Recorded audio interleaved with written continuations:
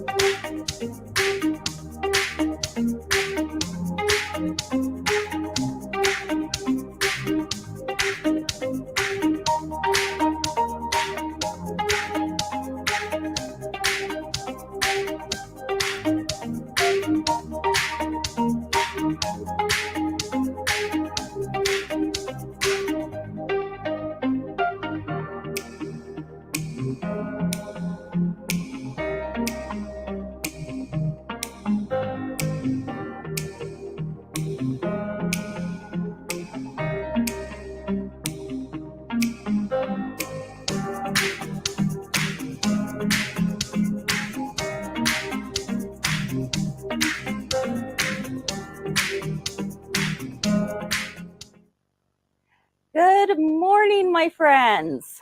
How are we doing on this Monday morning? I am so excited to be with you all. I can hardly wait. This has been a week I've been looking forward to for a long time. Ever since that Nativity bench pillow came along, I thought, oh my goodness, now this is a project that I can get done. If any of you have done cup of chair, this is going to be a piece of cake compared to a large quilt like that. And this one is definitely going to be done in time for Christmas this year. And I hope all of you feel the same way, that, you know what, I'm gonna do this. I'm gonna finish it, and I'm gonna be able to display it and have for years to come, because this is truly a beautiful keepsake. So it's good to see all of you here. Hello, Julie and Jackie. Hi, Miss D and Barbara and Deb. Donna, so great to be with you. And Judy, thank you so much for hanging out with me this week.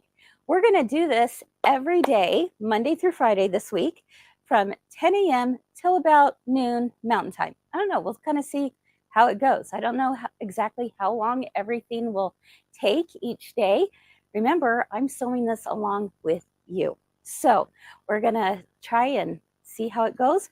You can find us on our Facebook page. Many of you are here, and some of you are joining us from our YouTube channel. So welcome to all of you who are joining us. And I just want to remind you that, I mean, obviously you're here, but let's say you have to step out for a while, you need to leave early. Perhaps you've got friends who wanted to join, but were at work or had other obligations. Please let everyone know that this is recorded and you can watch it at any time, anytime. All right. So, which is also really nice, because I bet a lot of you will actually choose to just watch only and not sew along with me at the time. Sometimes it can get a little tricky, right, to do both at the same time.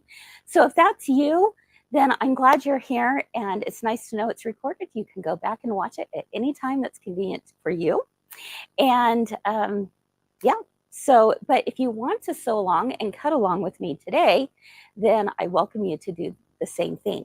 It's always a little tricky knowing, you know, there's so many of you out there who are watching versus me who's in here. So sometimes it's hard to keep up. Sometimes it's nice just to watch, like Sable said, watch and take notes. All right, so are we ready to get started? Now, I've heard that some people still are waiting on their kits. And again, no matter where you purchased this bench pillow kit from, everyone's welcome to take the class with me this week. So if you haven't received your kits or your thread or whatever it is you're waiting for, no worries. We've got lots of time before Christmas, and this is going to go together super, super fast. All right. I also want to give a shout out to Abby, who is our videographer today. Yes, way to go, Miss Abby. She's awesome, and she's going to help get all of the angles for us today so that we can have a good experience. So let's go ahead and get started. Let's take a look at my cutting table and see what's right in front of me. First, you're going to see the bench pillow. Here we go. It's not completely done yet. We're still going to be working on the backing, but I did want to show you the front. And isn't this gorgeous? Oh, friends, this is so beautiful and something that is just going to last forever. I love it. I absolutely love it. It's timeless. So with this project, you're going to be able to see some beautiful background quilting. Isn't that gorgeous? Let's see, Abby, if we can get a more up close look at this, because the background quilting, I think, is one of the things that really makes it. So if you have not purchased the background quilting yet, and we'll get into that tomorrow, and you want to do background quilting with me as I sew along, then I want to encourage you to head over to kimberbell.com, and I think Kathy's going to put in the notes what the our affiliate link is. So if you'd use our affiliate link, we'd be incredibly grateful. And I want you to go download this because the background quilting is gorgeous. You have this star grid right here, but then you have other stars going on, kind of a myriad of stars. And then I really love the writing that's all along the borders. So, you know, joy to the world, the Lord has come, and it just continues on. And let's see, let earth receive her king. I mean, that's beautiful, right? We're all familiar with those words in our Christmas music. And then there's the beautiful border of Oh Little Town of Bethlehem, right? We've got Bethlehem going on along this bottom border. So absolutely gorgeous. Again, if you have not purchased the Nativity background quilting, and it's not too late, and I'm going to start with that tomorrow, then I want you to head on over to Kimberbell. If you'll use our affiliate link, that'd be awesome, and be able to download those so that you're ready for tomorrow. So let's go ahead and take a look at what else you're going to need. So for this first class, obviously you need a kit, right? Ta-da! These are the darling kits that Maywood Studios boxes, cuts and boxes puts together for us, which is really nice. So I like to, you know, be able to keep some things in here, as well as, I don't know about you, but I can't get rid of a good box. So I'm always about the box. And here you have the fabrics. And so today we're going to be talking just about cutting and prepping. That's it. That is it, my friends. So cutting and prepping is what we're doing together today. You'll also, of course, need the CD, which is the Nativity bench pillow. And this is made with a 5x7 or 6x10 machine embroidery hoop. During this week, I am going to be focusing on the 6x10 version. However, if you are needing a 5x7 version, I can do some additional videos that I'll just put out there sometime next week. But just so you know that this week it's all about the 6x10, okay? There are instructions in there on how to do double hoopings for the 5x7. And like I said, if that's something that you're looking for, I'll definitely put out some videos for that. It just won't be a part of the sew along, but, and I'm happy to help with any questions you might have regarding that. But for this week, it's going to be all about 6x10, okay? I have also downloaded all of my instructions and of course, put it right here in the Kimberbell binder, right? Which is pretty awesome. And here we go. Let's see, La Dee Scrap. La Dee Scrap, that's a Great name. Can you explain the freight check step? Yeah, we'll talk about freight check in tomorrow's class. Okay, we definitely can do that. And so I made sure I put all of my papers, all of my lesson material in my 3D binder, which is pretty awesome. Now, of course, you don't have to print these out. I personally love to have the printable version. So I like to print them out, 3-ring punch this baby, put it in my notebook. But you can just look at it on your iPad too. But I'm kind of one who likes to take notes. And there's a few notes that if you're following along, I'd love for you to do as well. Are you loving the stuffies? Aren't they so cute? This actually debuts next week. Let's take a look at these. Oh, look out. Sorry, Mary. Didn't mean to drop you there. These are so adorable, right? These debut next week, and I've had a ball stitching them out. It's been a lot of fun. So be looking for that. Those go out again. I think they auto ship next week to stores, and of course we'll have kits on those too. Okay. What else do you need? I would highly recommend these babies. This is the embroidery scissors. Okay, so if you don't have a set of those, this is a wonderful item to have, and we have that found on our website. Of course, paper tape is something that you may also want to pick up. And then I'll talk about a few other things as we go along. Oh, thread kits. So we talk about thread kits for a minute. Our glide thread kits are currently out of stock, but we have more coming. The anticipated ship date is going to be, let's see, they've given us later this week is when they'll be here. So they've shipped. It just takes a little bit of time from North Carolina to get here. So if you're waiting on a glide thread kit, they're coming. Hemingway thread kits we have in stock right here. And that's actually the ones that I will be using in my sample. So I'll let you know what the colors and numbers are for those of you who want to follow along. Tina said that she puts her printouts in plastic sleeves. Yes, that is a great idea. And I normally love to do that, and I ran out of plastic sleeves. So I had to just do the paper version. And yes, Sheila, you bet I will definitely do some 5x7 videos for you. No problem at all. All right. I think that's it. So are we ready to get started? All right, my friends, let's do this. Like I said, we're doing it together. Oh, by the way, I didn't mention this. Every day this week, I'm going to be giving away 3 prizes every single day. And just for you being here and participating. So you want to see? All right, we've got, let's take a look at our prizes real quick. Shop owner rewards. This is something that Kimberbell does for shops when they do events.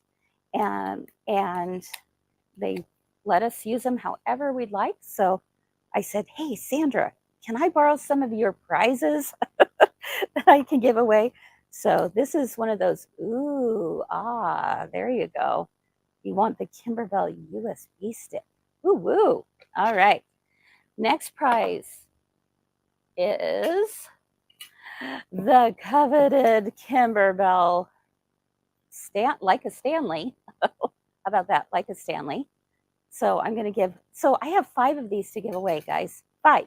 I have 5 USB sticks, 5 of the mugs, the tumblers, in white, and last but not least, I have 5 of these to give away. We've been saving our shop owner rewards for special times like this. So this is the laptop bag. Woo woo. So again, just by participating in our classes this week, you will have a chance to win these prizes, and we'll just send them out for you.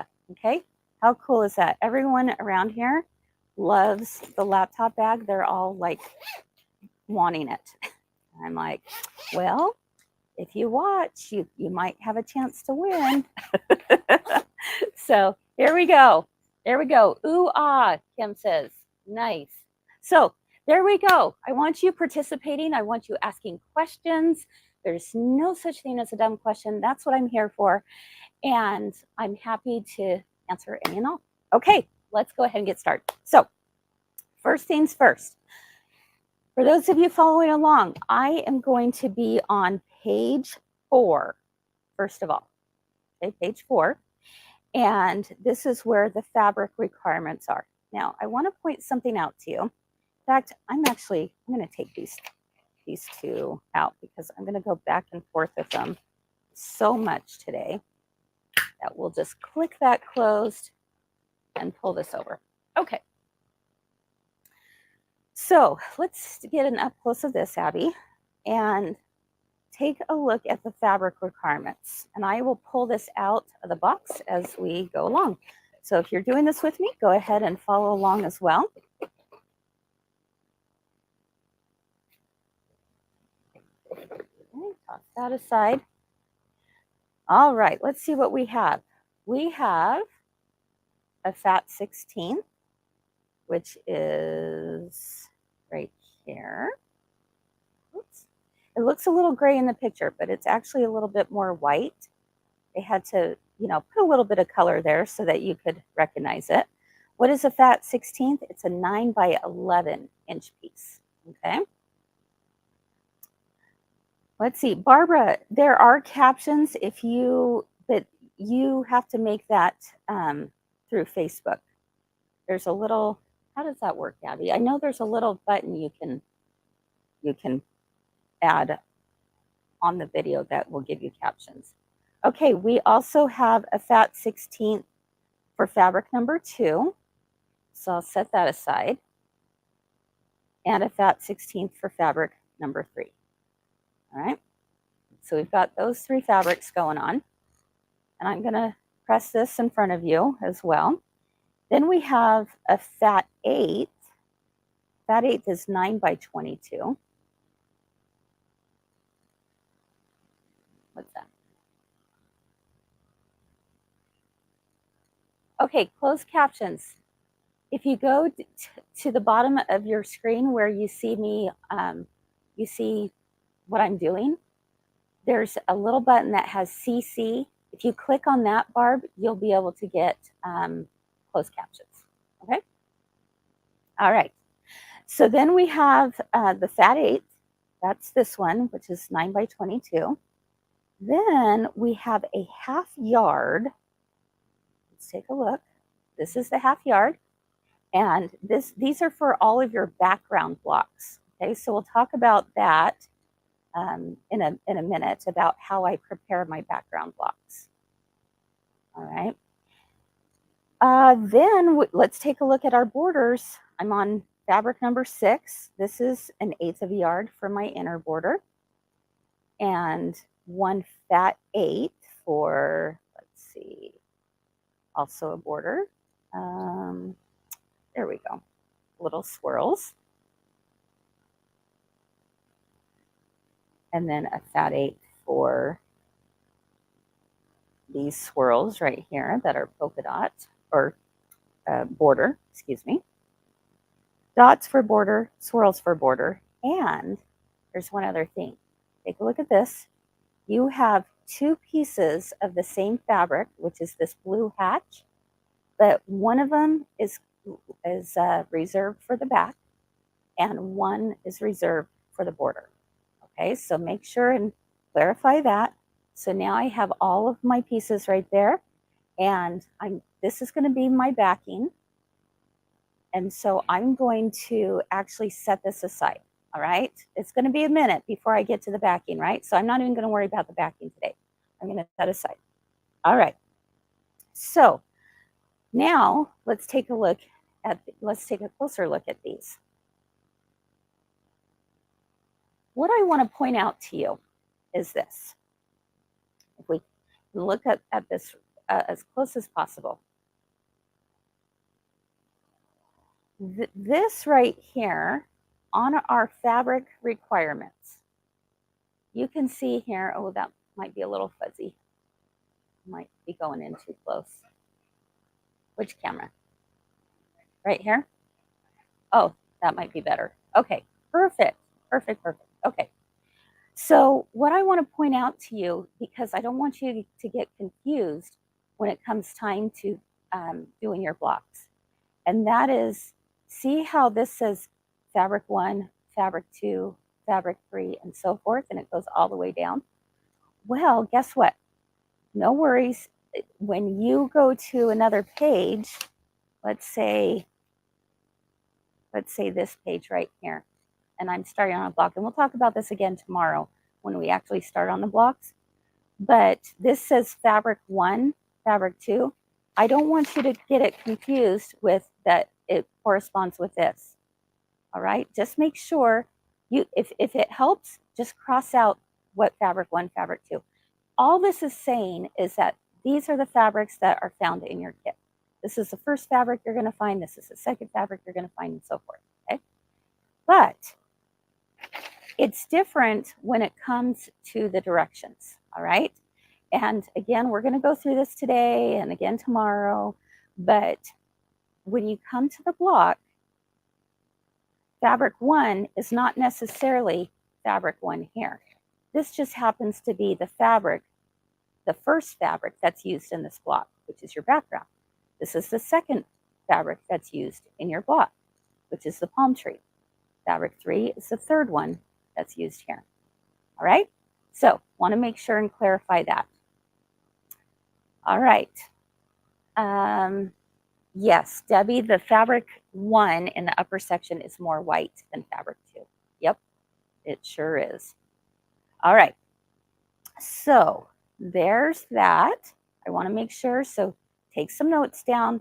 Say, don't think about this. I don't want you to get confused, all right? Okay, now let's go back to the cutting table. Okay, so my fat 16th, I'm going to start with my white, and that's the angel and the Holy Family. You can see on your directions. And then I'm also going to do this one, and I'm going to also do my background. I'm going to tell you why I'm doing it in this order, okay? That is because I want to use fusible backing on this. Now, this is the best stuff out there. I absolutely love Kimberbell's fusible backing. So what exactly is fusible backing? Fusible backing is like a very lightweight woven that just gives a little bit more structure to the block. It still has the drape, it doesn't make it stiff, but it gives more structure. So why is that important for us as embroiderers? Well, it absolutely will help prevent puckering. So I love, love, love it. Now, do I use it on every single piece? No. I think that is overkill to do it on every single piece. Where I do use fusible backing is my preference is I use it on my backgrounds because I've got lots of applique going on. I've got lots of stitches coming in all at once, right? So I will use it on my background blocks, and I will also use it on light colored fabric, okay? The reason for that is because it helps prevent show through. If I have a darker behind it, this is going to help that show through, all right? Any questions on that? So again, I would say don't worry about trying to do the whole thing. Again, every single applique piece, not that important, I promise you. And it's going to use a lot of this, and it's going to take a lot more time, okay? So I would just do the backing, or excuse me, the background, okay? And the two light pieces. That's what I would back it up with. All right, so I'm going to set all my other pieces aside. And one of the things that I like to do when putting this together, I'm going to roll this baby out here. Christy says she loves the Kimberbell fusible backing. I know, isn't it awesome? I do too. I like to lay it out here like this. And I just go ahead and place that just right on top. All right. Just right up next to each other. And then that way I can see where to just trim this off. Okay. So I'm going to grab my little ruler here and just trim off my backing. Some people like to trim or pre-cut all of these pieces at once. I personally just like to just do it all at the same time. Why not, right? We can become way more efficient when we skip a few steps like that. All right, and then I have, this is left over right here. Okay, so do you see, here's my backing. There are two different colors here. I know it's probably hard to see on camera, but this is more white. This is a little bit more off-white, all right? So my fusible backing, the shiny side, is going to go up against there. And then I'm just going to take it over to my ironing board and press it in place, all right? So now all my fusible backing is on here. Again, I would only be using fusible backing on the light colored pieces. I don't need to use it on these, right? There's no need for that. That's overkill. I would just do on this, and I would use it on the background for sure. Backgrounds always, always, always. All right. Yeah, Sue said some people apply the fusible backing with a heat press. That's not a bad idea either. All right, so I'm headed over to my ironing station, and I'm going to give this a nice little press. Oh, and I think my iron might have gone off. Yep, because I didn't use it for a minute, right? Let's see how hot it still is. It's going to take a minute. All right, so any questions while that heats up? Let me take a look. Which blue are you putting the fusible backing on?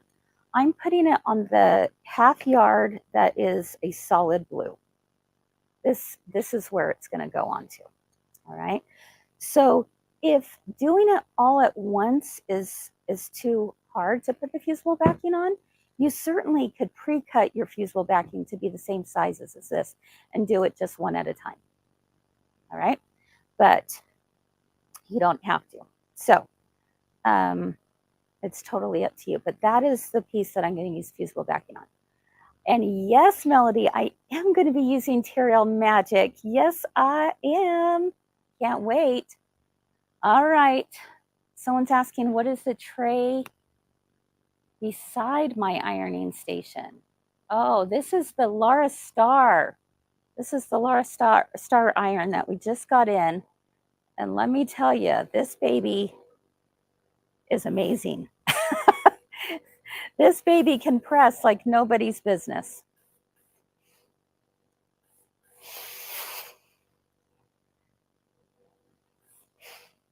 And you know what? I should have, let me check this real quick.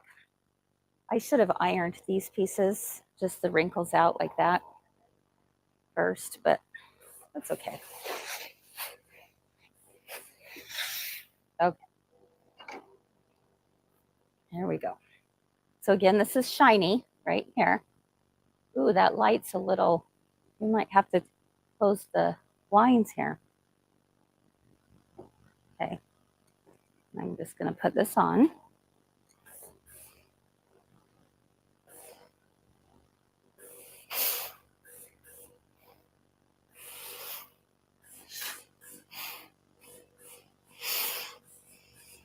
This is a dry steam. So it's hot, but it's not, look at that. It's not hurting me. What? Crazy, right? Because it's a dry steam. I like to press from the front and the back.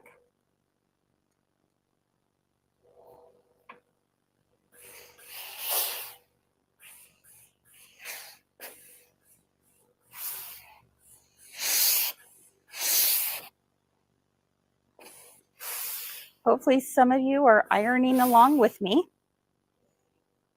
Okay, I think we're good. All right. So now that I have those two pieces ironed, I'm going to just go ahead and cut this out.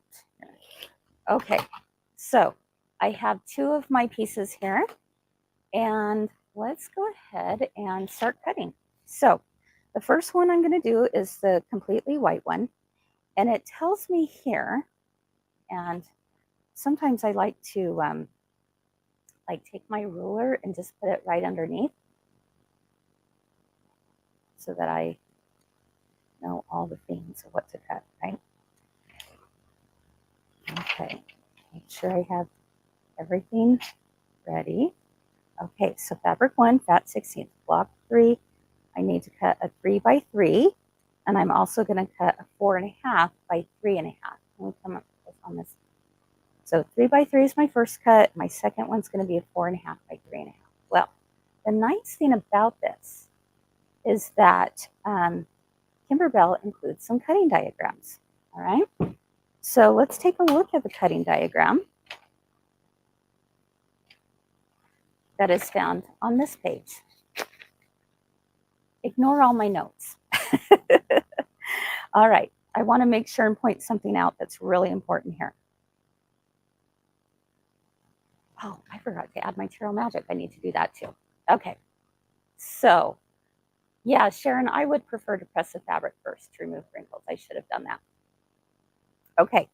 So, up here, I want you to really pay close attention to something I'm going to say right now. Because this is really important. I had to think about this when I was prepping. Up here is where if you are doing block by block quilting, you're following all of these diagrams.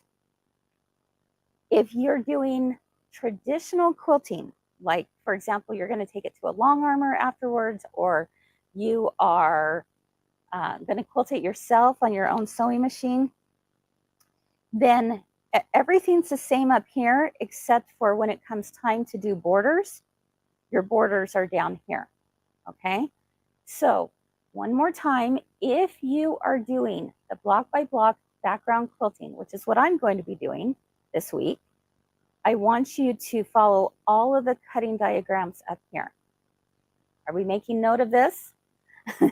And so that's these right here. These are the borders right up here for if you're doing block by block. The reason why they changed this, they haven't done this in the past, was because a lot of people had said, you know what, we wish that we would cut our borders just a little bit extra, just a little bit extra. And so they have now taken that into account. And so that's why you see borders up here. All right. But if you're doing traditional quilting and there's no need to have the extra, that's when you're going over here. All right. Yes, Gloria says, I love that they're giving the newer cuttings for block by block. Yeah, I totally agree. In fact, did you put Gloria's comment up on the thing? Yeah, I'm with you on that, Gloria. I think it's great. And I just want to make sure that everyone's aware of this, because if you're not aware, if you don't make mental note of this or take note, you may end up cutting the wrong thing down here when really you want it up here. All right. So I want to make sure everyone's clear.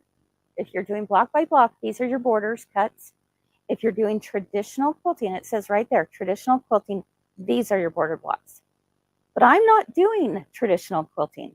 So boom, I'm going to just cover that up. All right. Yes, Donna, there is a corrected PDF for that cutting diagram. And I'll show you that in here in a minute, because we just got an update. Did you know that Kimberbell, if there are any product updates, in fact, I always make, I always do this no matter who my vendor is.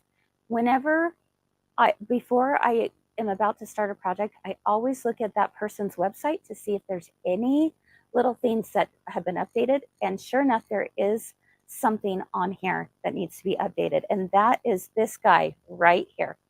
All right. So I'm going to ask Abby, I put a link up there. Okay. Or product updates. If you are ever looking for product updates before you ever start any project, I would say go to kimberbell.com/product-updates. All right. And there you're going to see one that they put up actually just this morning. So which happens to do with fabric 9. And I took a screenshot of it, and I'm going to have Abby put that up on here too. Right there. Yep. And let's take off the product updates so they can see the whole screen. Perfect. Okay. So do you all see that? that is what you're going to find on Kimberbell's website. But for some reasons, there was some kind of glitch that happened with the program that cut off part of those numbers. So, and then the color, fabric 9 needs to be, okay, write this down. Fabric number 9 is the blue hatch. Okay, this is fabric number 9. So it shows in the directions that it's white. It's not actually white. All right, everyone write that down. Okay, it is the blue hatch. The blue hatch is fabric number 9. So when we cut out fabric number 9, and if you're doing it according to block by block, that little diagram that I have on the screen, you can even take a screenshot of that if you wanted to, is the cutting diagram you need to use. All right? Okay, if you have any questions, let me know. So let's go ahead, we can take that off now, and let's go back to getting this cut. So we're gonna do number 1 first, fabric number 1. Come up a little closer on that. Okay, I can do that. There we go. Fabric number 1. Now, what this shows us is that whatever color is on the left-hand side, that is the color fabric that you're using, okay? So that one's white, this one's cream, this one's a little taupey blue, and so forth. So that's why that's there. The first cut is going to be 4.5 inches. And then you can see a 3.5 there. That's when we turn the fabric around and we subcut it. Okay? And then we do 3 inches. Now, I looked at this and I said, oh, I could get both out of just one cut. So that's what I did. And so I drew myself a little dashed line that I said, well, I could do a 4.5 by 3.5 right there. And I could fit that 3 by 3 right there too. So it doesn't matter. Either way is fine. And then there we go. Okay. You guys you're confused on fabric number 9. Let's go back to real quick about the fabric number 9, because I don't want anyone to be confused. All right, so Abby put up the picture, and when we get to fabric 9, we'll talk about the picture again. How does that sound? Okay, so that was just a little error on the printing. This needed to be the blue hatch, which is this fabric. This one right here, that's the blue hatch. And then here's the new diagram. But I just put that up on the screen for that new diagram. Take a picture with your phone, or you can go to kimberbell.com /product updates and be able to find that same picture. Okay, could you show that?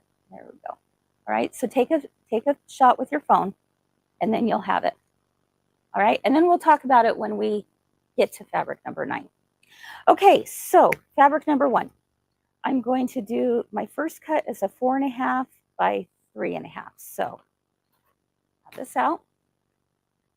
I'm going to find a line on my cutting mat to do this. So I'm at 4.5 inches from left to here. And then I'm going to take my rotary cutter and cut it. Now this becomes scrap. And I actually have a place for my scraps, a special place. And, oh, I told you I was going to use Tarot Magic and I forgot. No. Actually, I don't use Tarot Magic on this one. I will use Tarot Magic on my backgrounds. So no worries. Okay. Now I cut the 4.5. So now I need to turn it. I need to subcut it so that it ends up being 4.5 by 3.5. So what do? I just go over here, right? And I'm going to cut it at 3.5.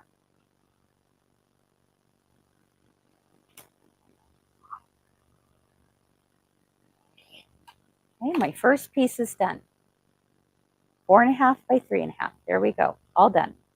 Now I have one more cut to do, and it's a 3 by 3. You see that on fabric number 1? So I'm going to go ahead, and this is my girlfriend ruler, which also happens to be 3 inches. So I'm gonna just trim that at 3. This is scrap. I'm gonna subcut this also at 3. Scrap, put it aside. I only have 2 pieces that are needed for fabric 1, all right?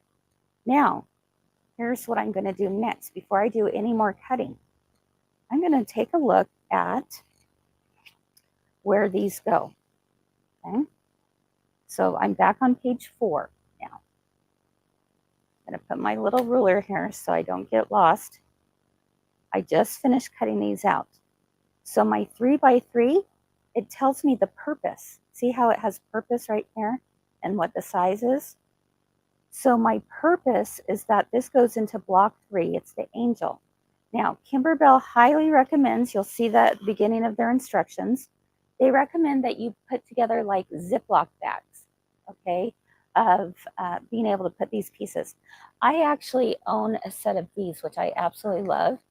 And I have a link that Kathy's going to put in the notes there of where you can buy these. If for those of you who might not have it or would like it, I love these things. These were actually designed for teachers and in classrooms. In fact, I did it in my own classroom where we would put like handwriting sheets or like math, like multiplication tables, and you would just put the paper in and the kids would write with a dry erase marker. Okay, so these are awesome. They're called dry erase pockets, and Kathy's going to put a link in there for if you want to get them on Amazon.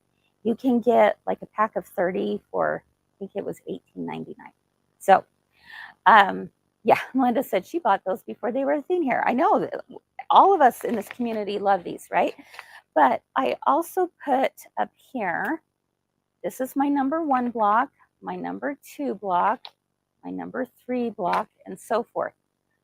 So if you don't want to worry about those erasing, put a piece of Kimberbell paper tape on there, all right? And just write it on there. But you can see how handy this is because I've already pre-cut all of this, but don't worry, I'm going to do it all with you too. I'm making 2 of these babies.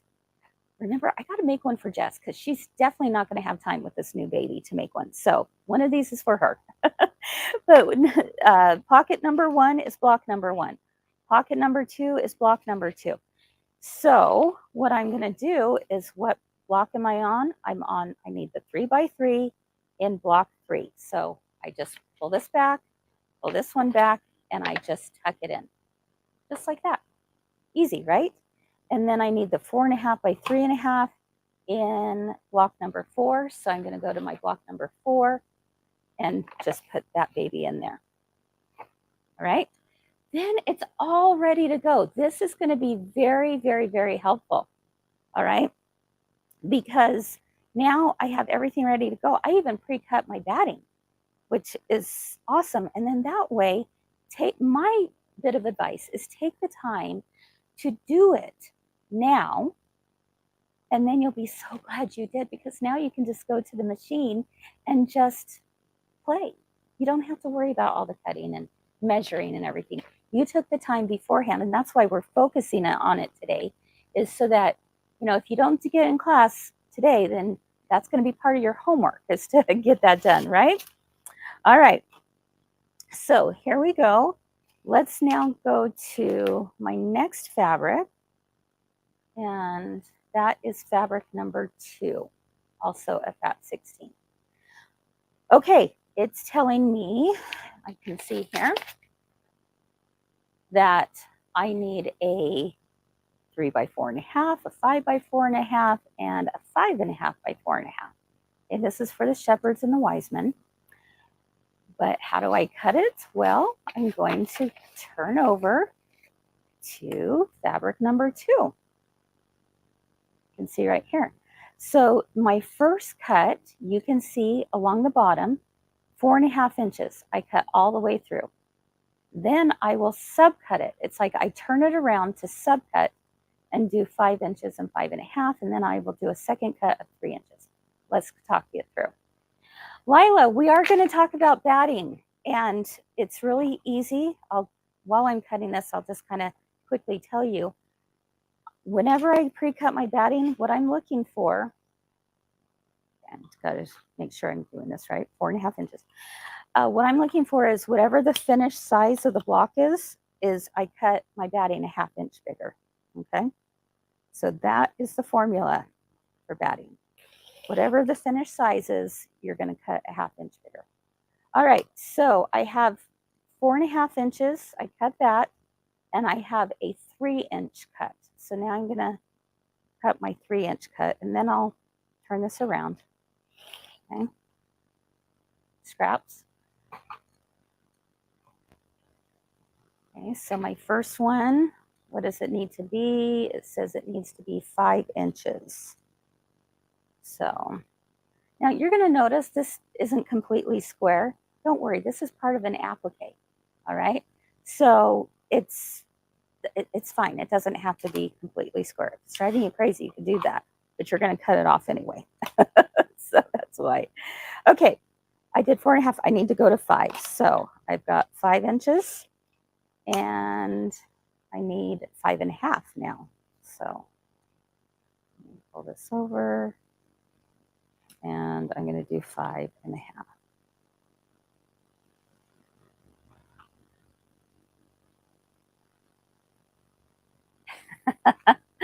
Melinda, take those extra pieces out of those folders. You will be looking for them later if you're like me. Isn't that the truth? All right. So we've got the 4 by 4, the 4 by 5.5, 4.5 by 5.5. And then I need a 3-inch, which remember I cut this to be 3 inches. But if I look at that number on the left-hand side that's going the opposite way, that tells me I need to turn it, right? This tells me I need to do a subcut. And my subcut on this one looks like it's 4.5 inches. So that's what I'll do. 4.5 inches. It's my extra piece. All right. So what are we going to do with this? Well, we're going to go back to where right here, to page number 4. Okay. Page number 4 tells me that my 3 by 4.5 is block 2. All right. So my 3.5 by 4.5 is, or 3 by 4.5 is block 2. So I grab my little envelopes here and I just flip it back to block 2. And I just put it right in there. Boom, done. Okay. Then I go to block 3, which is the 5 by 4.5. So I'm going to flip this to block 3 folder. So, and if you don't have these, you can do it with Ziploc bags, right? And then my next one is block 5. So that's this one. And I'm going to go to block 5 and put that in. Okay. There we go. Done. Pretty easy, right? All right. So, question, is it best to press all the fabric without a background before cutting? Yes.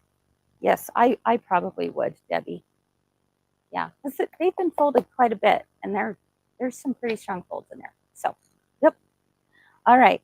And Tina's wondering about updates. Can you put that link up on the screen again? Okay. All right, my friends. Let's do, let's go to the fat 16th. Let's go ahead and go to fabric number 3 and see all these wrinkles here. I'm going to get rid of that. And I'm also going to get rid of the wrinkles on this guy too, on fabric 4. So 3 and 4, let's get rid of those, shall we? All right. All right. Oh, you know what? Sometimes I talk too long and then the iron goes off. Okay, we'll wait just a minute.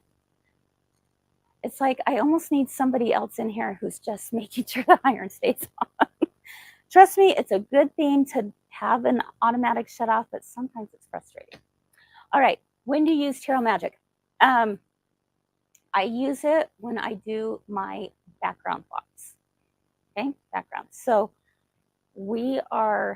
that's with this blue. and I will use Tarot Magic then. I don't use it on all of the applique pieces. Really no need. I just use it on this. Whenever I am embroidering onto a background, I try to give it as much stability as possible. And that's why I love Tarot Magic so much, is because it offers me one more layer of stability. But and it washes out. Although, I mean, I don't think I'll ever wash this pillow. It's really not needed, but love, love, love Tarot Magic. Okay, let's see if this baby is nice and warmed up.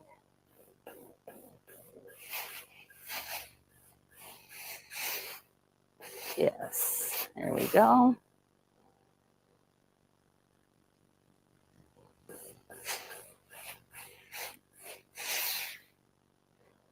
I might as well do my other pieces at the same time, right, guys? Let's do this. So I'm going to come over here and just hurry and give all of them a press. I had thought about pressing before class, and then I was like, no, I want to do this right alongside with you guys. So that's why we're doing this together.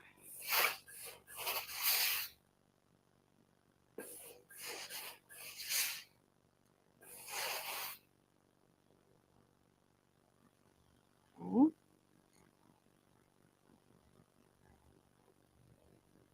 And again, the Tarot Magic is only going to go on my background.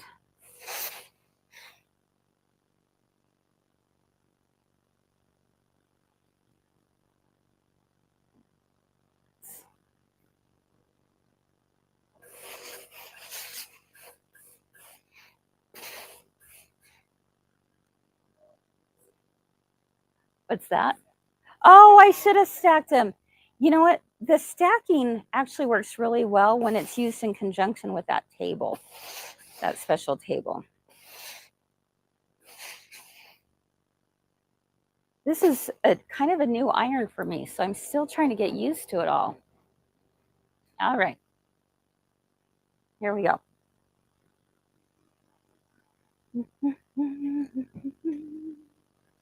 All right, stack them, Lewis's. Stack those babies, right? Okay, what are we on? We are on fabric 3, which is this guy.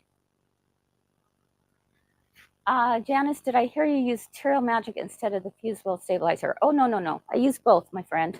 I use both. Absolutely. All right. So we've got, and we'll get more to that when we get to the background. Okay, block fast 16th. We're on fabric 3. Here's all these pieces to cut. It's a good thing we have a fabric cutting diagram, right? So here's your diagram. Let me come over to this camera. There we go. So my first cut along the bottom, it says 2.5 inches. So I'm going to cut a 2.5 inch strip there. And then I'm going to subcut to 3 3/4, 2 inches, 2 inches. And then I'm also going to cut a 5.5. All right. So the 5.5, what's the number that's going to, what do I have to do it to? 5.5 by what? Some of you may be wondering if you're not familiar with how these work. Well, it would be 5.5 by 3. You see how that line just follows right along there? 5.5 by 3 inches. It's the same size cut there. All right, so let's go ahead and I'm going to do my first cut right there. Again, at the 2.5 inch mark. I'll do my second cut at the 5.5 inch mark.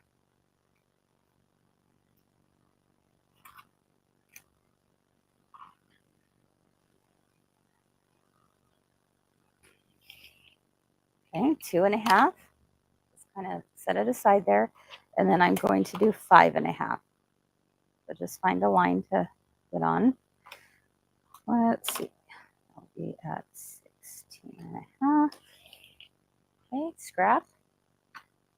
All right, let me set this aside. And what am I going to do? I've got to turn it, right? Boom. So I've turned it. Oh, Tarot, you like, Dee likes using Tarot Magic on her applique pieces. You know, I never have, Dee, but you certainly could. Absolutely. All right, this one is going to be 3 inches as my first cut. Is everyone following along about why I'm doing this? You know, I subcut it and so forth. Where am I getting my numbers from? 8. I need, let's see. So it goes 3.5 inches. So 1.5. Okay, so that's my next cut. And then I have 2 more pieces that are each 2 inches. So there's a 2 and there's a 2. All right. Carol, you'll be using batting for your backgrounds, not for all the pieces, but for your backgrounds. And we'll get into more of that tomorrow too, when we actually go to the machine. And Laurel, I like to use Terrell Magic at full strength, but some people like it diluted. Some will even use like a little bit of best press in theirs, but mine I just use full strength. All right, so this is my 5.5 inch. I need to turn it around to be 3 by 3 inches. So I'm going to use my 3-inch ruler here and trim that. Okay, that's scrapped.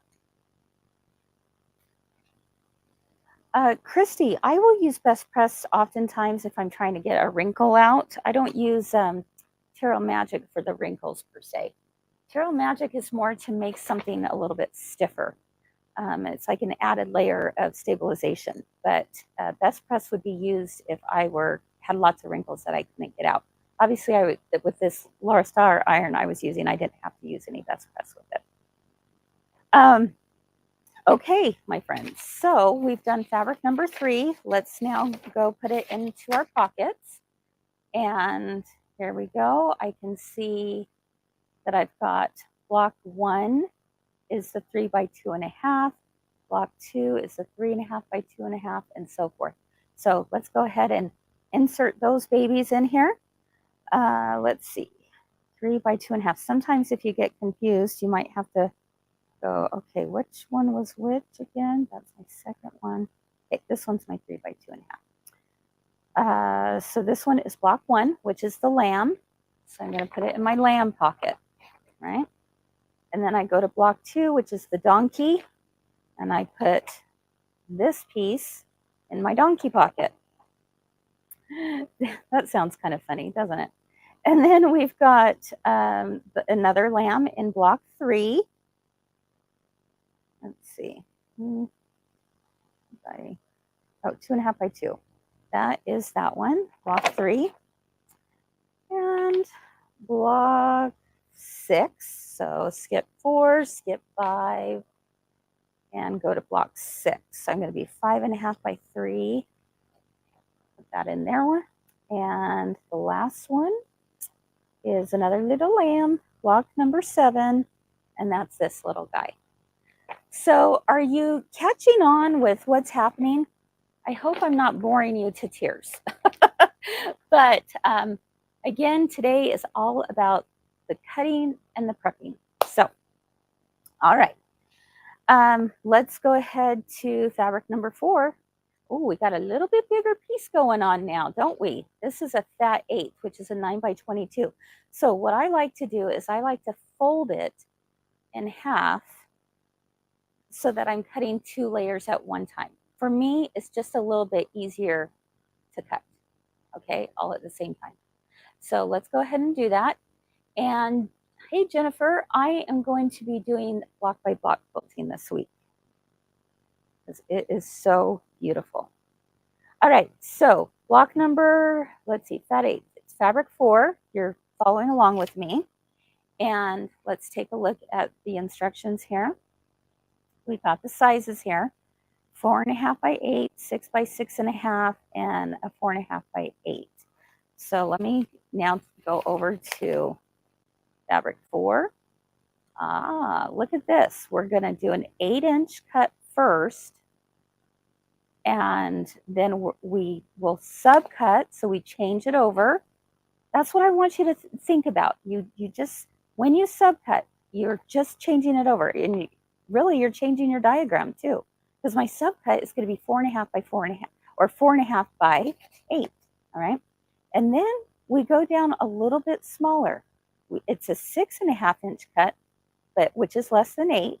So that's why I can still cut it all the way. Let me show you. Let me draw something here.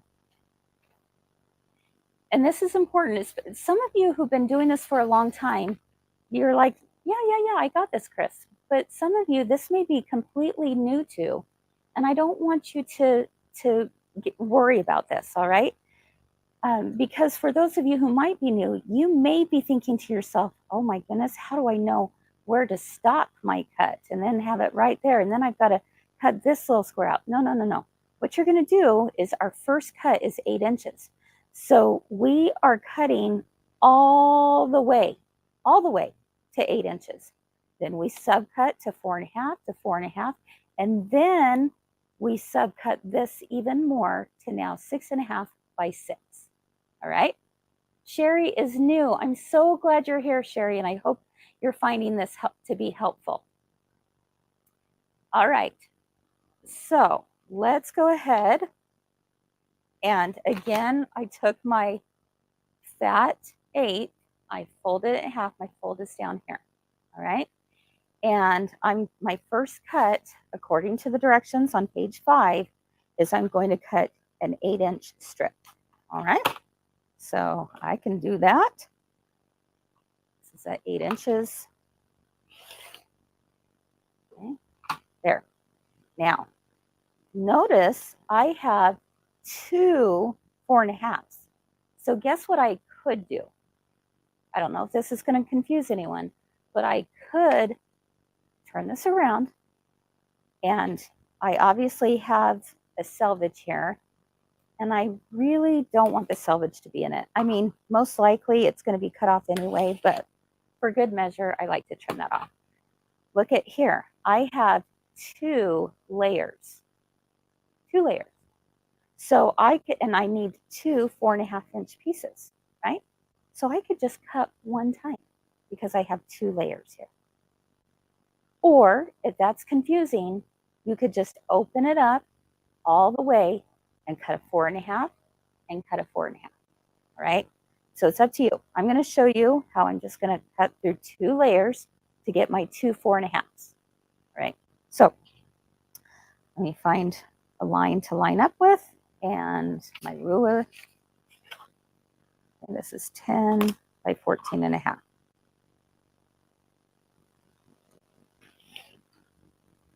Okay.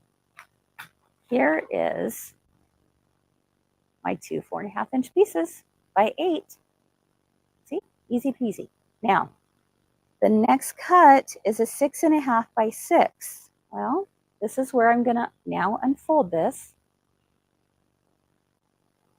Okay. Now it's unfolded. It's 1 layer. And I'm going to cut 6.5 inches by 6. So it doesn't really matter if I do 6 first and then 6.5, or 6.5 first and then 6. It doesn't matter. I'm going to go ahead and do 6 inches first.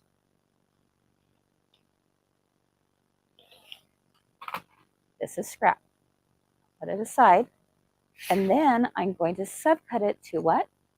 6.5 inches, right? So I'm going to turn it around, and now it will be at 6.5 inches. So it ends up being 6 by 6.5. Boom. Done. Boom. Bada. Bang. There we go. All right, guys. So we had 3 total pieces that were cut for this. How do I know what pockets they go into? Well, let's take a look. There we go.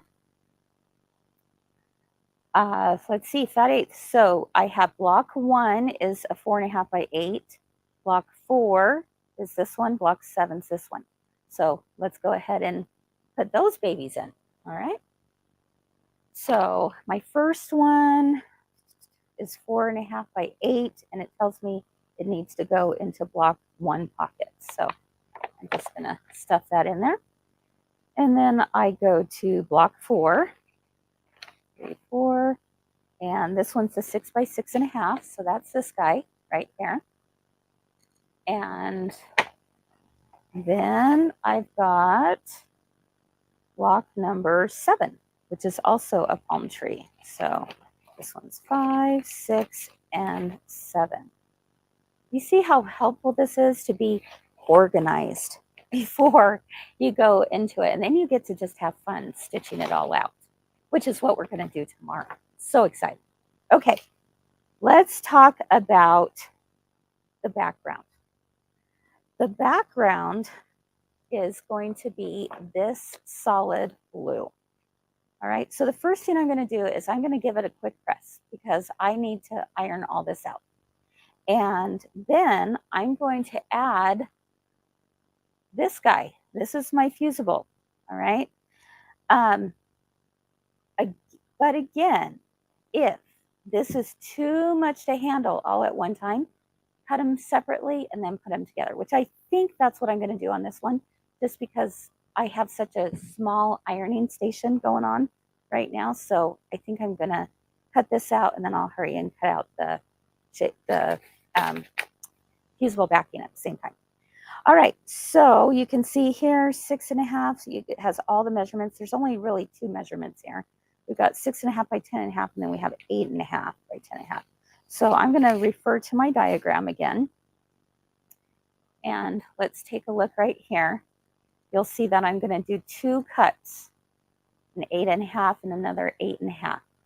Now, remember how like sometimes I can go, oh, I can figure out how to turn this. I can actually cut this all the way and I will get enough. The reason why they made it be 10.5 going this way instead of that way, you can actually do it, but everyone's fabric is different for those of you who aren't doing it according to the kit. So a selvage may be a little bit different. So you're getting close up here with another 10.5, but that's what we're going to do if you're doing this blue. Okay, that's why I made a line showing me this. Again, totally up to you. All right. So Candy says she always seems to get lost when she's cutting. She seems to overthink the process. Is this video helpful to you, Candy? I hope so. I hope it is, because I agree. Sometimes we overthink these things and there's really no reason to. I promise it's not too bad. Okay. So let's go ahead and get this all pressed out. All right. This is 2 layers.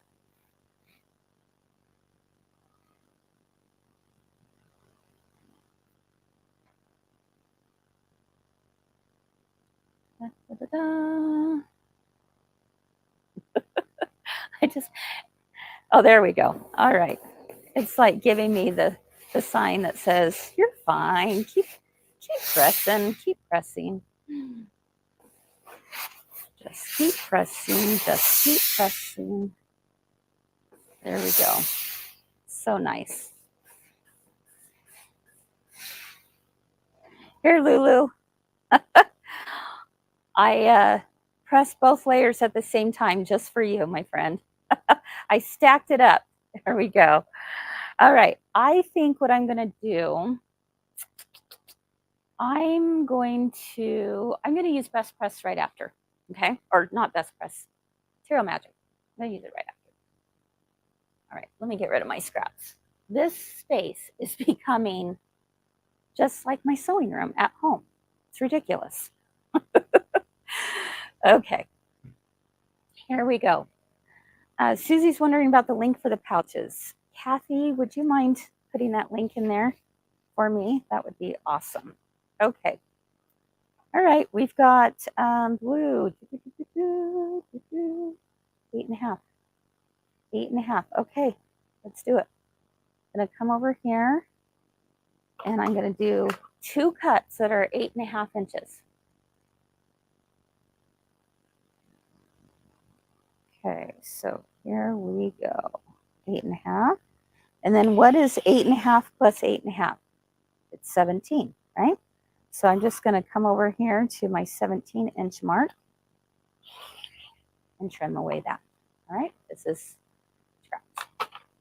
All right, so I have 2 8.5-inch strips done. And now, according to the directions, I'm going to go 10.5, 10.5, 10.5. And then we'll do some more 10.5s and some 6.5s. Okay, so let me set this aside. You're right, Lulu's. Allison would be so impressed. She probably wishes she was in here doing my pressing for me. She loves that iron so much. All right. Remember, I'm going to kind of, cut some time in half a little bit by layering both layers. If you don't feel comfortable doing both layers at the same time, no worries. Remember, your fold is on the right, okay? This comes here, and I'm going to subcut this to be 10.5 inches, all right? So we got 10.5. I have two 8.5 by 10.5, all right? And then what else do I need? I need another 10.5 and another 10.5, which I'm gonna get out of all of this, all right? I think, yes, because this actually goes to the 11. So I'm good. I'm gonna get another 10.5 out of this baby. All right, let's do it. So here we go, 10.5, okay? Get rid of that. Now, this last cut, okay, I'm gonna show you right here on the screen. This 10.5 needs to be actually by 6.5. So I'm just going to trim this up to be 6.5. All right. So I hope I didn't confuse you by going all the way, but I said, you know what? I've got enough fabric. I can go all the way. So this is going to be 10.5 by 6.5. So I'm already at 10.5. Now I'm going to turn it and have it be subcut at 6.5.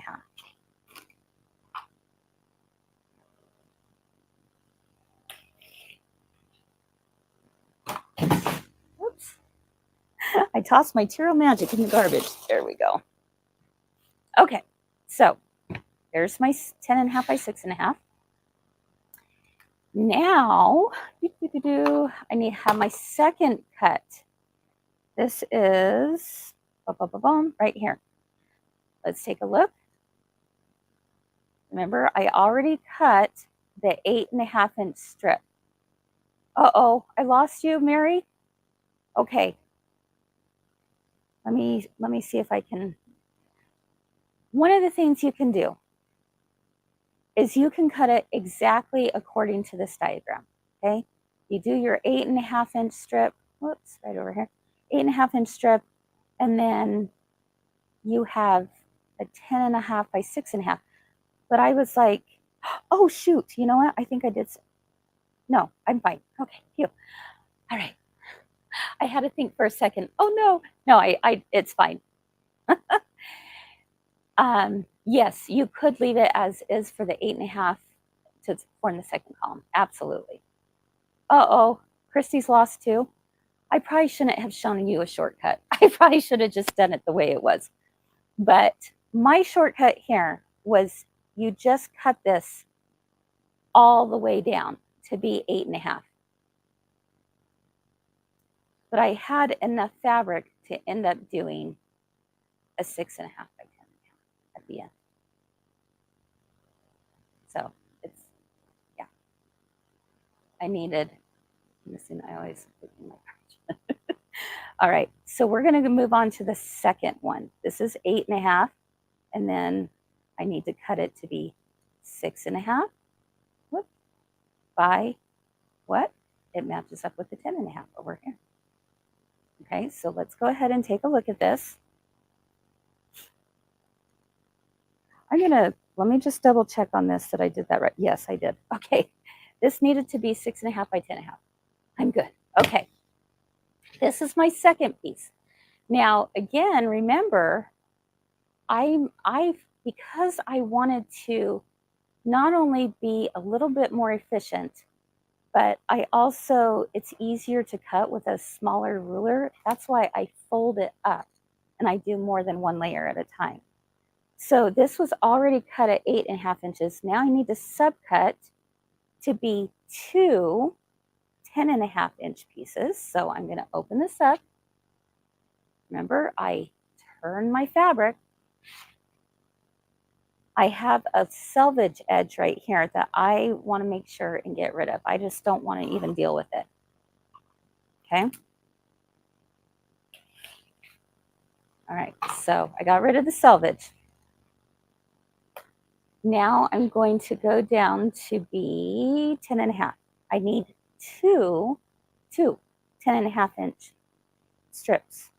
You can see here, 2.5 or 10.5. I need 2 of them. So this is folded in half. All I have to do is just cut it once, and I will have 2 10.5-inch pieces. Okay, look at this. 1, 2. Those are both 8.5 by 10.5-inch pieces. Okay. Then I need one more 6.5 by 10.5. Right?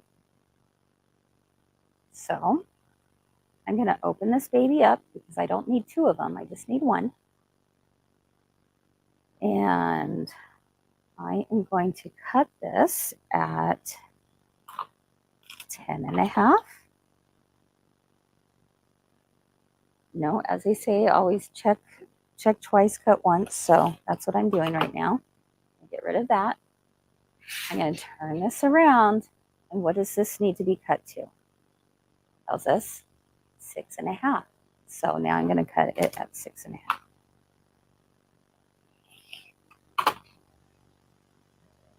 Bye-bye. There we go. Okay. So out of all of these pieces, I have 2 that are 6.5 by 10.5. And I have 4, 5, let's see, 1, 2, 3, 4, 5. I have 5 that are 10.5 by 8.5. So 2 that are a little more narrow, and the 5 are the rest. Okay. Now, this is where I would add fusible backing. Okay. Fusible backing is key on this. And I'm going to hurry and just cut that baby up. Well, actually, you know what I could do? Let's do the same thing that I did with my other pieces. I could just roll this. Let's try this. Let's try this. We'll see how far I can get with my little ironing board. Okay, let me come over to the ironing station.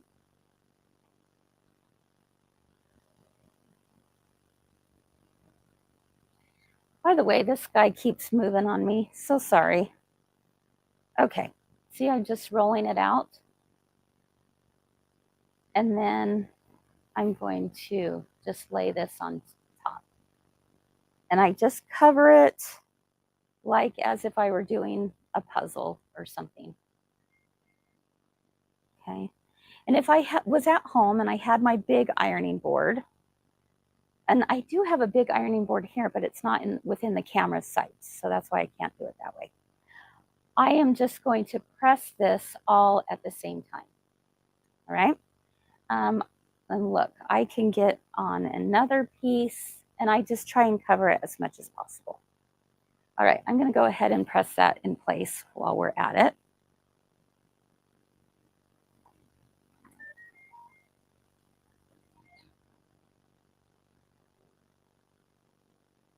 Be careful not to touch the fusible with your iron. And if it's helpful, you could use a press cloth in between so that, you know, to make sure that you didn't do that. Again, this is just a little bit faster way of applying your fusible. It's just to do it right now. But you could do them separately too. Okay. All right, I'm going to unroll this some more and continue to add on to it.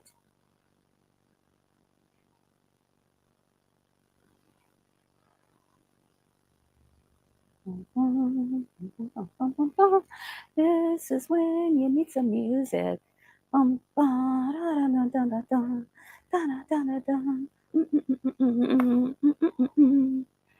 Okay, for those of you who are at Tug, I have been loving Matt and Savannah lately.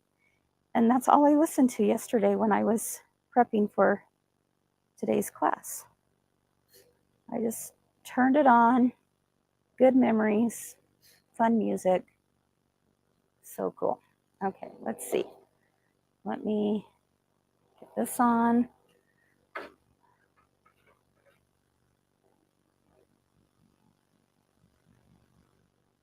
Oh, thank you, Rita.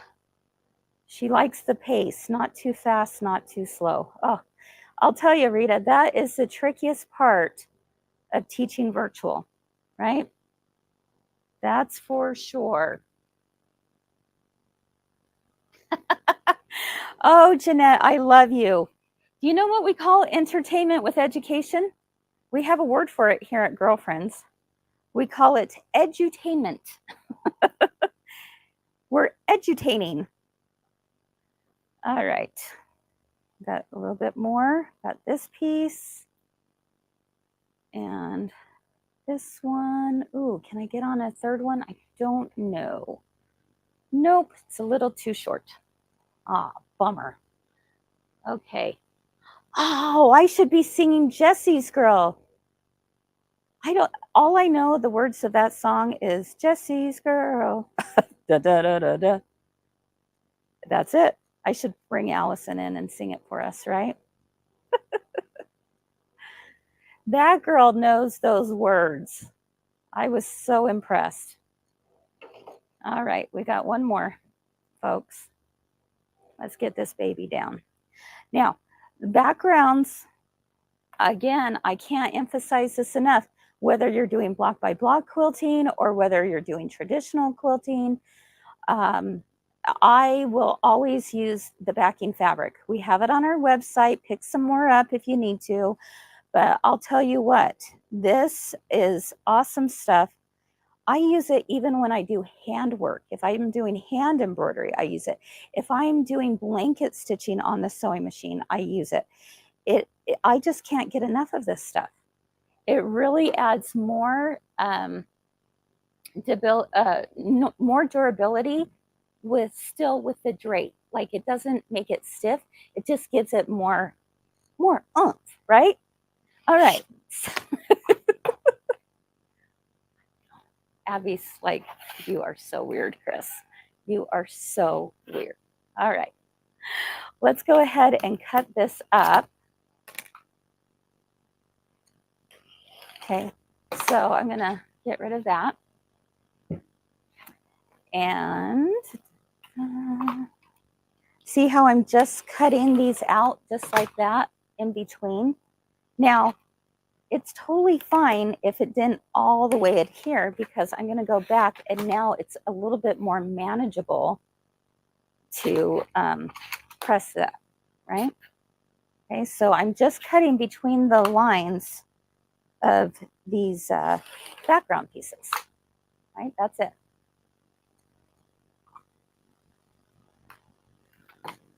Yeah, you're right, Sable. Fewer puckers with it. I'll tell you what, I call it a magic formula when it comes to putting quilt blocks on an embroidery machine with as few puckers as possible. And that is fusible backing as one, Terrio Magic as two, and light mesh cutaway as my stabilizer. And it's the magic formula. I tell you, works every time. Okay. And let's cut one more.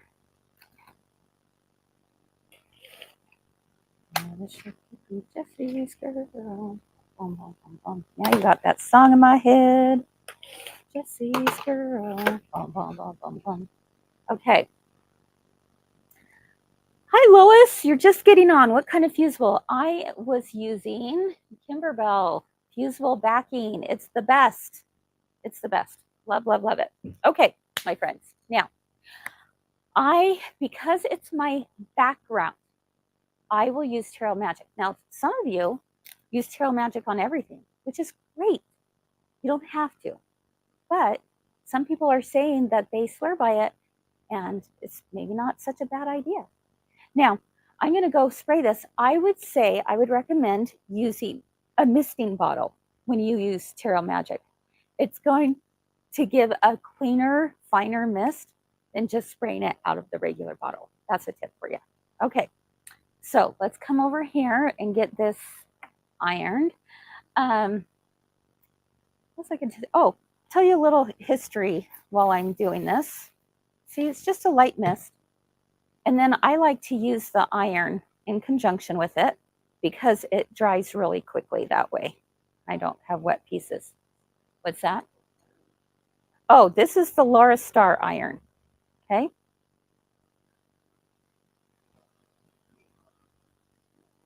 And I do not water down my Terra Magic. Nope. You could, but I don't. If you have any little bit of flaking, sometimes that could happen. It just wipes right off. You could also let this air dry.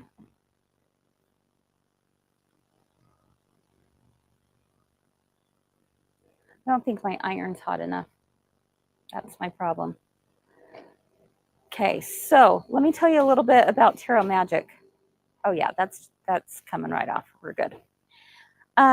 This just, some of you may have heard me share this before. But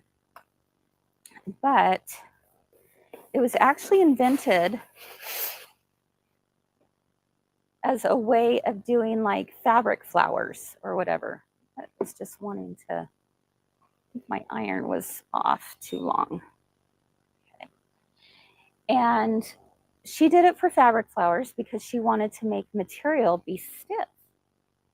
And so when she did that, she made beautiful, beautiful things with fabric.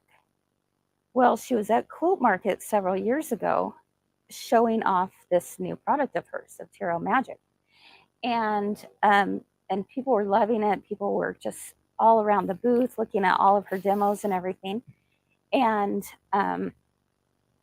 there was a machine manufacturer that took a look at it and said, I wonder if you could use this as like a stabilizer.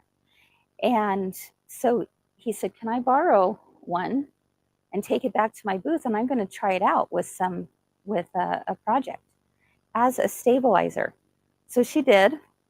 Let me tell you, that was the best thing she could have done for her business, because now all the companies were like, oh my gosh. And if you need to, you can do a little bit more on the back too.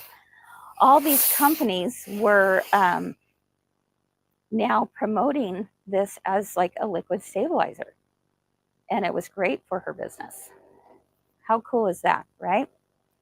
So it's also a great way to do like t-shirt quilts. I've seen where people will do t-shirt quilts. I use a very light mist, okay?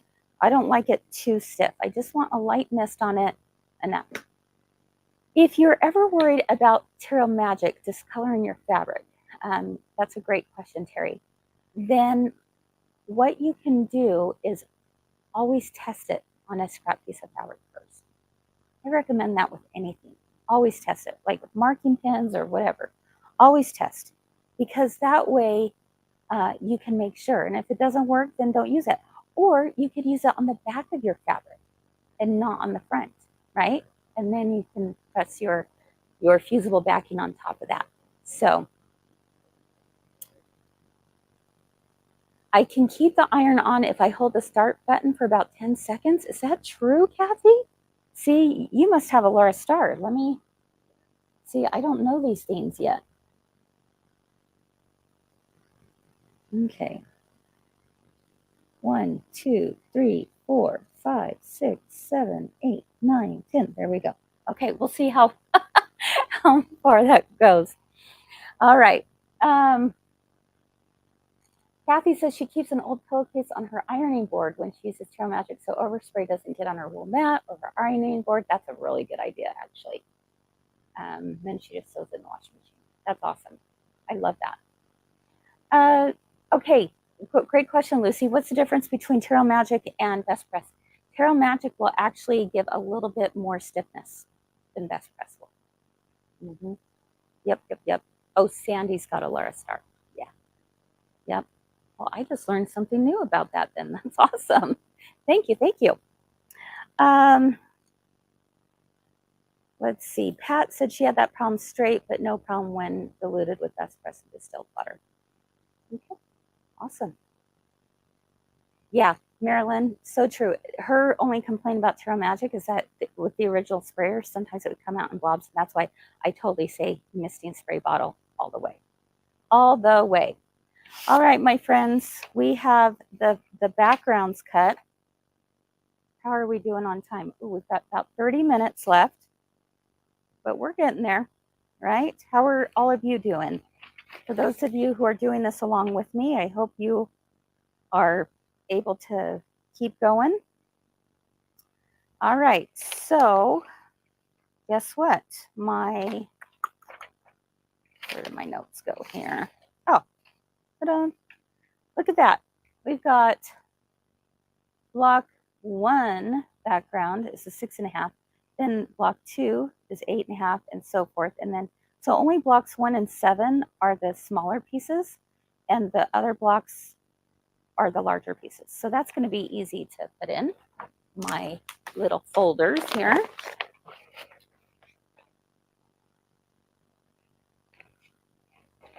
And then you can put this like in like a shoe box if you want, just standing up, or you could even grab like one of those heavier rings to put on your wall, you know, like what are they called? Oh, command strips rings, and just have it hanging right there. That can be helpful too. Okay, so block 1, I'm going to fold in half because I want to just squeeze that in there. Okay, block 2 is my bigger pieces. Block 3. Oh, Susie, I miss you too, my friend. I miss you too. Hope you are doing okay. Hope your health is good. Okay, block 3. Obviously, I'm going through this really fast. Block 4. That one's not till block 7. Okay, and block 6. Oh, that's a good idea. Katrina likes to write her quilting design on the outside of the pocket. That's an excellent idea. All those little things, you know, to just help you stay organized and stay on track are so, so helpful. All right, my friends, let's now go to, ooh, this is going to be important. This is a big deal, folks. So get out your notes because I need you to write some notes down and circle and highlight and all the things. Okay, this is why we take classes, right? It's because then we can go, oh, good to remember. I've got a good to remember for you tip right now. You ready for it? Let's go to page 4. Okay, page 4. Let's take a look at the bottom here. And I want you to pay really close attention to something because this is also new from Kimberbell. They take your feedback. You know that, right? They take your feedback and they make changes and improvements and all the things based on what you are asking for. And this is one of those things. So I'm going to hold it up to the camera right here. Make sure that on your borders, binding, and back, that you are following whichever instruction you plan on doing the quilting. So if you are doing traditional quilting, these are your sizes. That means you're going to do it on a long arm. That means that, or you're going to sew it yourself, or do a free motion quilting yourself on your sewing machine. Or if you're doing block by block, these are your measurements. Okay, very, very, very, very, very important. And the reason for this, again, is because they took your feedback and you said that you wanted more wiggle room in doing those borders, right? When you're doing block by block quilting. So that's why they've given you these measurements. So if you've got your your instructions in front of you, I want you to highlight this, circle it, do all the things, have a red flashing light, whatever you need to make sure you're cutting the right one. All right, because again, for example, let's take a look at this. Traditional quilting, you would cut 2 1.5-inch strips by width of fabric. But if you are doing block by block, they want you to cut 2 2-inch. Okay, again, you're going to be able to get away with this. Let's say you accidentally did this. You're going to be fine, right? If you're really careful. But if you want a little bit of wiggle room, then this is the way you're going to go. All right, you're going to go 2 inches. So Kimberbell listened, and they have a separate column for you if you are doing block by block. So very, very important. That's any questions about this, because I want to make sure you're all aware. Now, this will also take into effect what we talked about earlier over here with your borders. Okay, we'll talk about that here again in just a minute. So a lot of you are saying, thank you, Kimberbell. Yes, yes, yes. I will pass it on to their team too, because I know they'll be happy to hear that. So they do listen to all of us. Okay, so I'm going to first take my border fabric, the 1/8 yard of that tan. And I personally am choosing block by block. That's what I'm going to be showing this week. If you're not doing block by block, this is what you want to do. If you're doing block by block, this is what you do. Okay, so I'm going to cut 2-inch strips, and let me look at my cutting diagram. I'm on F6, but this is for traditional. Remember, this is if I'm doing traditional, it's 1.5, but I'm not doing traditional. I'm going to go up here to this tan, and I'm doing 2 inches, 2 2-inch strips. All right, are we clear? All of this up here is for if you're doing block by block. If you're doing traditional, you're down here when it comes to borders. All right, so let's get my tan piece. And Julia says, a great addition to instructions. I totally agree. Now, this one, I need to cut 2 2.5-inch pieces. This is going to be, for me, or 2 2-inch pieces, excuse me. This to me is a little bit more important to have straight. All right, so I'm going to, if it's not straight along the left-hand side, I'm going to just do a little cut. Notice I folded this in half, okay? And guess what I'm going to do? I'm going to fold it in half one more time. Again, just because it makes it a little bit easier for cutting. If you don't feel comfortable with that, go ahead and just keep it all out. But I can see that this isn't completely lined up. So I'm going to just take a little smidgen, just a little bit, not much, just a little, that will do. And I'm going to trim this baby up so that I have a nice clean cut to start. Okay, now again, most of this, that edge is going to be cut off when we trim it. But I don't know. When it comes to borders, I want to make sure I'm doing good. Okay, all right, so I need 2 2-inch strips. So I'm going to cut this one. And I'm going to cut the next one. 2 2-inch strips. Diane says she loves doing the block by block quilting. The new instructions has made it easier, game changer. That is awesome. I love that you love that, Diane, because I totally agree.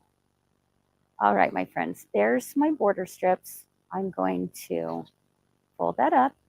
And what am I going to do? Well, guess what? I have a pocket for borders. Yes, I do. Not only the blocks 1 through 7, but I have a pocket for my borders. I even have a pocket for my embellishments. And let's see, where are my borders? No, one more. That one's my scraps. I have a scrap pocket. There's my borders right there.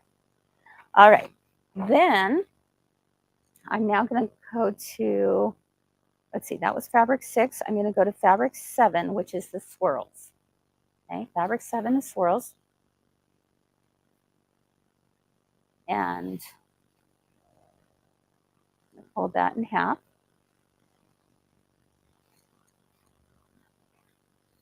Okay. And let's see. Again, I'm doing block by block, so I'm paying attention up here. Okay, this is where I'm paying attention. I need to do 4-inch strips. I'm going to do 2 4-inch strips. All right, so I can do that. There's one, and here's my second one. Okay, this is scrap, so get rid of that. Now take a look at this, my friends. Let me bring this up to the camera. I want you to think in your minds, what is Kris going to do next? Well, I've got 4 3/4. Okay, so remember, see how it says 4 3/4 right there? So I turned it to see the 4 3/4. Therefore, I'm going to turn my fabric to also do the 4 3/4. And guess how many times that's done? 1, 2, 3, 4. Ah, okay. Well, if it's done 4 times, guess what I'm going to do? I'm going to make this even easier and keep it folded in half, and I only have to cut half as much. Okay, so 4 3/4. I'm doing it. I need 4 blocks that are 4 3/4. So let's come back to the cutting, and let's see. I'm going to get rid of my little selvage here. So you need to do a little trim.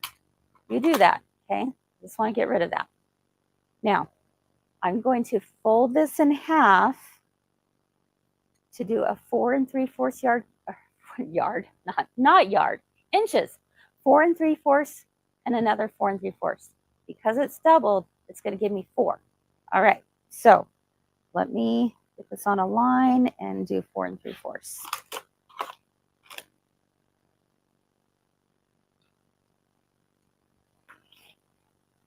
Okay, there's 2. Debbie's asking, do I put backing or Tarot Magic on the borders? I actually do not. You definitely could, but I don't. I honestly, I'm not doing a lot of stitching. It's background quilting, which doesn't really it's not like a satin stitch, that's bringing this up close. So I personally don't, but you absolutely certainly could. Okay, so I've got 4 of those. And then I have another 4-inch. Where did my 4-inch go? Okay, there's my 4-inch strip. And I need to cut it also to be 4 3/4, but I also need a 5 3/4. So guess what? I'm not going to double this up, am I? I don't, because I only need one more 4 3/4, and then I need a 5 3/4.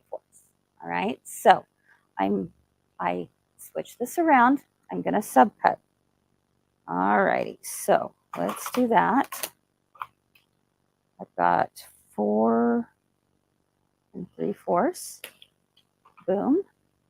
And I need 5 3/4 now. Okay, that last cut, pay attention. It's just an inch larger, but it's going to make a difference, obviously, or they wouldn't have had us do that, right? So we have 5 3/4. So that's how I do that. And guess what? All of this is going to go into my borders. So I'm going to just put this right in here. Okay. And I'm doing the same thing with my blue dot fabric. Okay. And I'm going to change that. I'm not going to do this at the same time because I want to make sure you understand about the pattern correction when I get to this one. Okay, so this one's the same thing. I'm doing 4 3/4, or excuse me, 4 inches, 4 inches. Okay, let's get to that point and then we'll go from there. Okay. All right, let's line this baby up. 7, 11, go. And I have another 4-inch cut. Oops. 15. Oh, okay. I'm going to set this one aside, and I'm going to look. Let's look at our directions again. Look, I have 1, 2, 3, 4. Sideways, it is 4 3/4 on all of them. So coming back to the cutting mat, I'm going to turn it sideways. I'm going to trim off this selvage. I don't want to get that caught into anything, so you always want to trim that off. Okay. And now I'm going to do 4 3/4. And I am doing it twice because I need 4 and because I am folded in. Right? Again, if that's confusing, you can certainly do it one at a time. All right, 4 3/4. There we go. I've got 2 pieces right there. And let me do it one more time. 4 3/4. Okay. 1, 2, 3, 4. All right. Then I have my second one that is 4 inches by, oh, look at this. Let's make sure and pay attention. Okay. Again, where's that red siren? Pay attention. We need to subcut it to be 4 3/4, but then we have 2 more that are 5 3/4 and 5 3/4. Okay, so I already cut this way. I'm going to subcut and do the opposite. So I can't do it all at once because I don't need 2 4 3/4. So I opened it up, and we're going to do 4 3/4. Kenzie is asking me if I'll be her fabric cutting buddy. That's right, Kenz. I love to cut. I love the fabric cutting part. I don't know. I'm kind of weird like that. But I don't mind it. I try to remember I'm not in a hurry. I can take my time and all the things, right? Now, I have 2 5 3/4. So I can either cut it singly, but you know me. I'm not going to cut it single. I'm going to trim this baby up. And I'm going to fold this in half one more time. Okay, right here. And just make one cut, 5 3/4. Okay? Because I need 2 of them.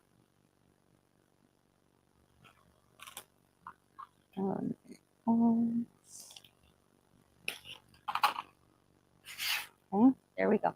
And you know what's funny is that I don't even really listen to anything or watch anything while I'm doing my cutting, because I just like it to be completely silent, and I just listen to the sound of this rotary cutter.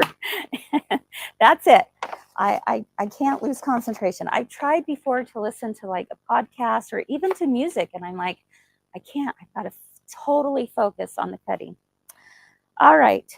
It's a Zen time, right? Okay, my friends, one more piece of fabric to cut together. All right. Here we go. Okay, so for those of you who are just joining us, I'm going to repeat something I said earlier. There was a little diagram mistake in the instructions that I had noticed, and fortunately Kimberbell saw that too, and they put an update out there on this. But fabric number 9 is the blue hatch, so make sure and write that down. Fabric number 9, blue hatch. All right. It shows it's white, so I wrote myself a little note here, and I put blue hatch. Okay. And then something skiwampus went on. Yep, that's a word. Something skiwampus went on with when it printed out, and I just had to redraw this. So I'm going to ask Abby to put the picture back up on the screen, take a screenshot of this, but it's also found on the Kimberbell notes. And this is where there's just been a slight change. Okay, so we're going to cut with the blue hatch, we're going to cut the 4-inch strip, and then we're going to go 4 3/4, 4 3/4, just like we did before. And then we're going to cut a 4-inch by 5 3/4. And now we're also going to do a 2 by 12 inch strip. And that's going to be for our battery pocket. Okay, we don't have to really worry about it right now, but that's where the battery pocket's going to be going, right? So take a screenshot of this, take a picture on your camera, and you'll be able to find that, okay? Not a big deal, not a big deal. All right, so let's go ahead and finish this baby up. We're going to take our fabric and fold it in half, all right? Just lining up those edges right there. And I'm going to cut a 4-inch strip and a 4-inch strip, just like that little diagram was that I showed you up on the screen. Okay. Let's see. I'm going to do 4. There we go. Okay. So I have a 4. And do another 4. 13. Okay, this is, get rid of that. And my first strip, remember, has 4 3/4. So I'm just going to turn this around. I don't have a selvage there, so I'm good. And I have 2 layers, all right? Debbie, I am not using the backing. That's a great question. The backing is separate. It's the same fabric. Let me grab it. See, it's the same fabric that they give you in the kit. They give you a half yard for that, and then they give you the a fat eighth for the borders. Okay, great question. All right, so we've got 4 3/4. We need it 4 times. So I'm going to do that. Okay, there's 1, 2. And oh, Pat, you're so fun.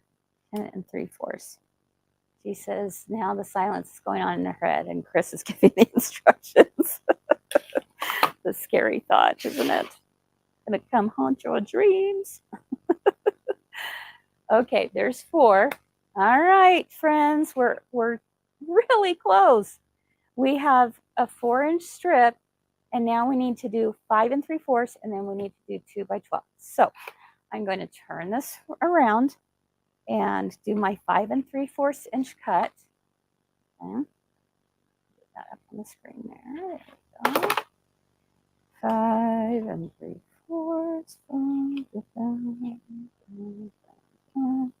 Okay, 5 3/4. Now, what do I do about the 2 and the 12? Okay, what do I do about the 2 and the 12? Well, I got plenty of fabric to work with here. So what I'm going to do is I'm going to take this leftover strip here. I folded it in half just to make this easier. I'm cutting 2 inches. Okay, so I'm going to line it up on my 1, 2 on my ruler. Get rid of that. And I'm going to subcut it to be 12 inches. Are we good there? Any questions on why I'm doing this? Hi, Miss Mava. She said, I think your first cut was only 3 inches. Was it? Did I only do 3 inches? No, I'm good. Phew. All right, so here we go. That's 2 by 12. All right, I am done with cutting the fabric. And it really wasn't that bad. Was it that bad? Was it? Oh, was it? Let me tell you another tip I have for you. Okay, when it comes to doing the batting, I like to also, this again is for those of you who are doing block by block. Okay, block by block quilting. I like to pre-cut my batting. Again, it just makes it easier. Or think about this. I bet you have a lot of batting scraps. Okay, you've got batting scraps and it fits over that placement line. You are golden, my friends. Do not worry about cutting out pieces. You go to your batting scraps, use those first, and then go back. Okay, so here is my tip. Batting sizes. You always cut 1/2 inch larger than the finished size of the block. Let me tell you what I mean here. So if let's see, do I have a finished size? Also, by the way, you're going to cut your embellishments too. Okay, embellishments are cut out. It's really simple. It's the same kind of thing that we just did. I'm going to come down here to my instruction guide here. All right. Okay, so after each block, it's telling us how to do it, how to size or square it up with the help of orange pop rulers, which are amazing. But you can see here that it says trim the block to 4.5 inches by 8.5 inches. Okay, so I'll bring it to this camera.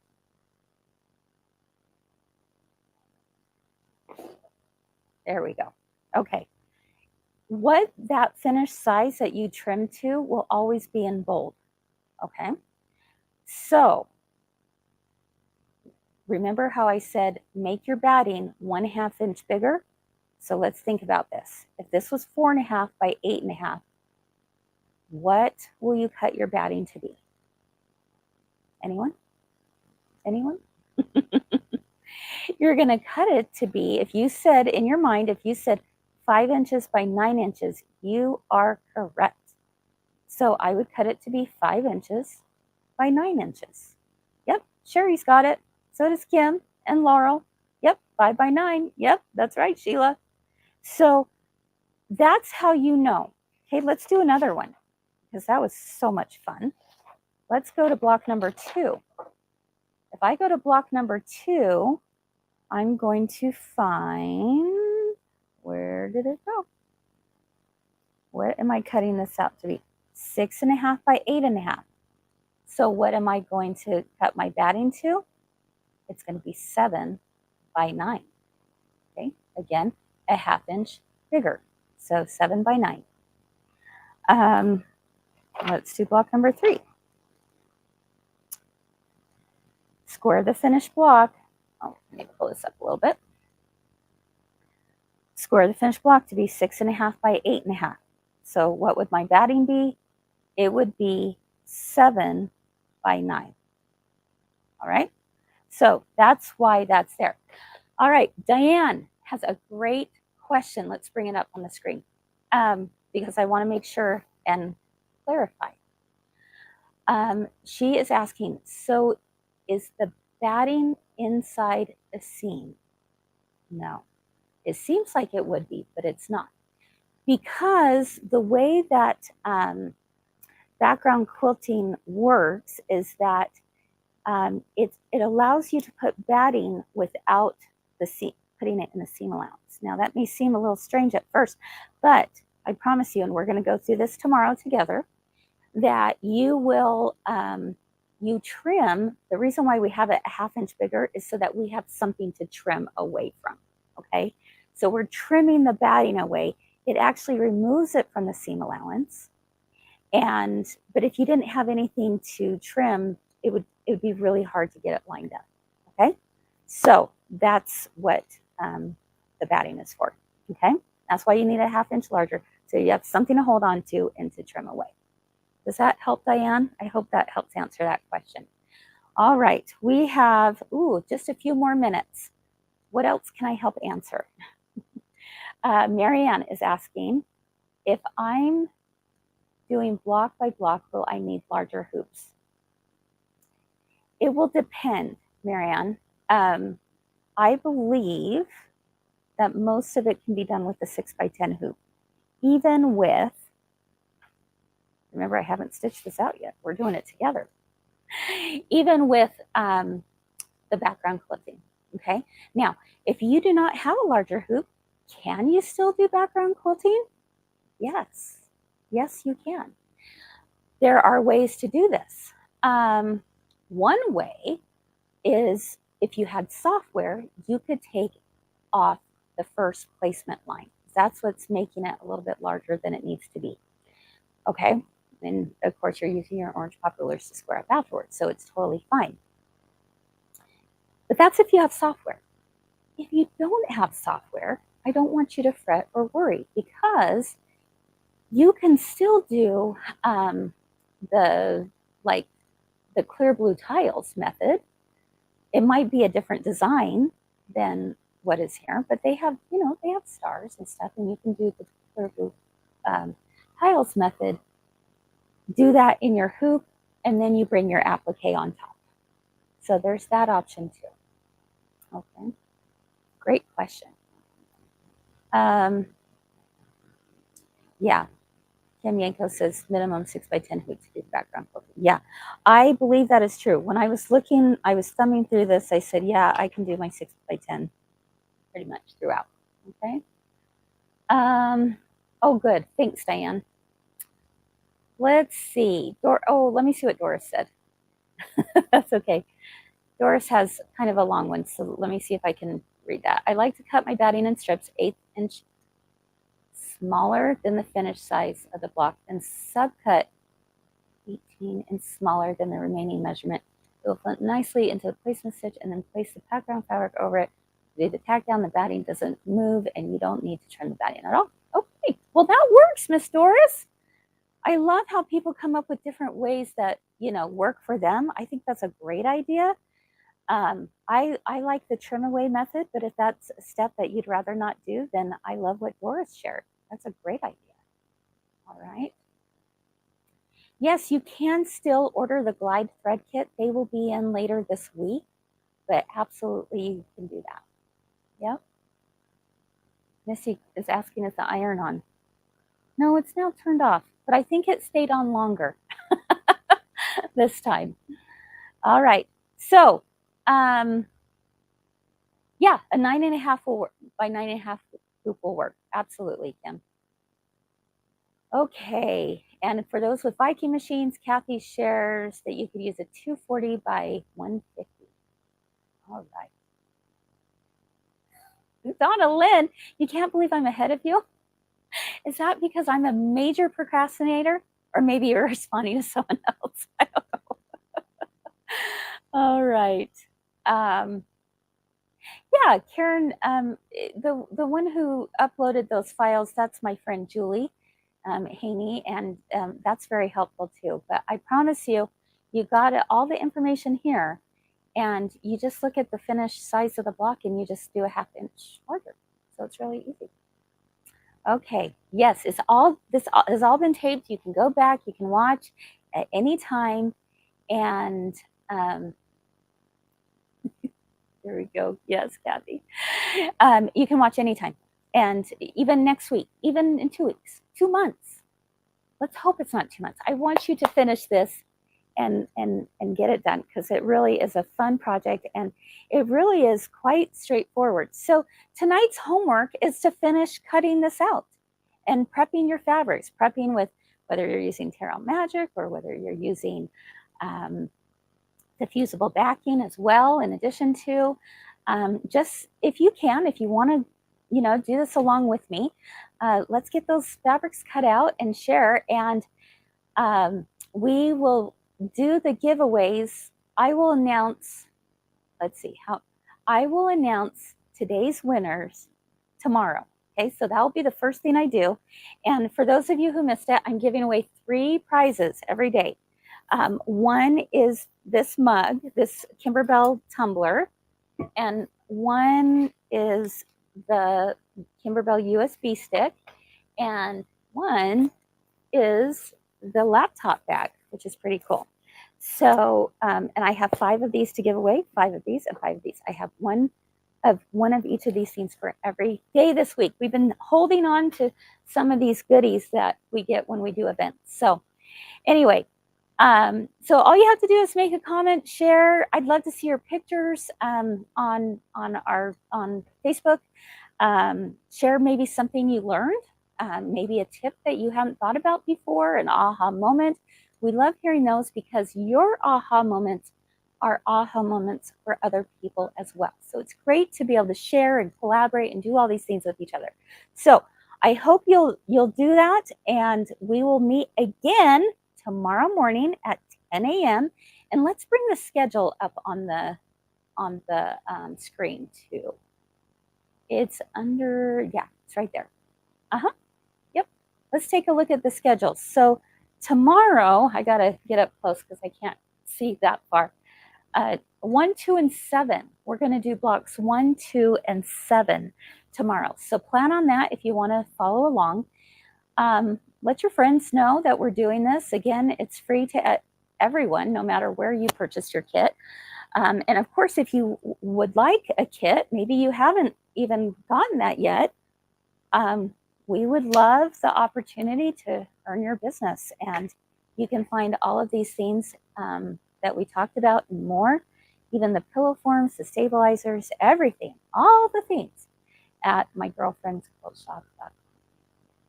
All right, so do we have any other questions before we sign off? Yes, Pamela, you'll be able to do it on your flourish too. Absolutely. Yeah, the Nativity stuffies are super cute, right? I love them. Love them. Cannot wait to share more with you about that. They've been super fun making them. The nice thing about Kimberbell is that they send the shops, all of these things way in advance so that we have time to make them or to share with you. So that's why they don't come out until next week, but all the shops have the opportunity to be able to make them beforehand, which is pretty awesome. So, all right. Debbie, released on YouTube. It's on YouTube right now. So it's been being recorded on YouTube, right? Yeah. Yep. Abby says, yep. All right. Thank you, everyone. Hey, I am going to sign off. I'm going to get ready for 3 Things at 3 today. I'm going to show you 3 ways. If you're at Tug, you'll remember this, but I'm going to show you 3 ways to do prairie points today that are so fun and might blow your mind. So I hope you'll join me for 3 Things at 3 today at 3 o'clock Mountain Time, and it will be right here on our Facebook page. All right, everyone. Have a great rest of your day. Get cutting, get prepping, do all the things. We'll see you tomorrow. Bye-bye.